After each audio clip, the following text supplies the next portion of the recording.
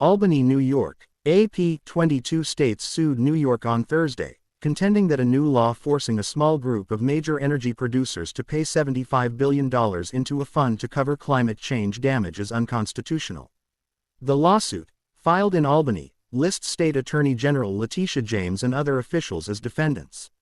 According to a statement, West Virginia Attorney General J.B. McCuskey led the coalition of states against New York's Climate Change Superfund Act, which requires payments for damage allegedly done from 2000 to 2018. The law requires major fossil fuel companies to pay into the fund over the next quarter-century based on their past gas emissions. This lawsuit is to ensure that these misguided policies, being forced from one state onto the entire nation, will not lead America into the doldrums of an energy crisis, allowing China, India and Russia to overtake our energy independence, McCuskey said in a release. This law is unconstitutional, and I am proud to lead this coalition of attorneys general and brave private energy companies and industry groups in our fight to protect against this overreach, McCuskey added. If we allow New York to get away with this, it will only be a matter of time before other states follow suit, wrecking our nation's power grid.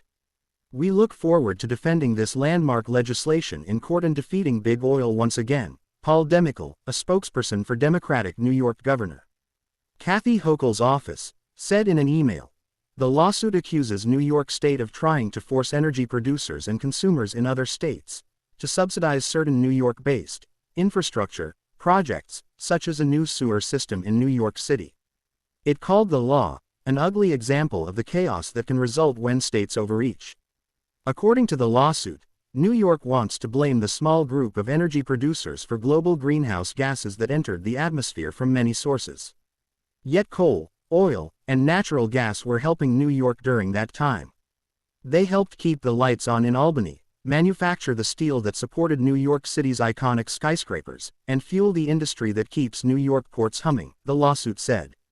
Besides West Virginia, the states joining the lawsuit are Alabama, Arkansas, Georgia, Idaho, Iowa, Kansas, Kentucky, Louisiana, Mississippi, Missouri, Montana, Nebraska, North Dakota, Ohio, Oklahoma, South Carolina, South Dakota, Tennessee, Texas, Utah and Wyoming.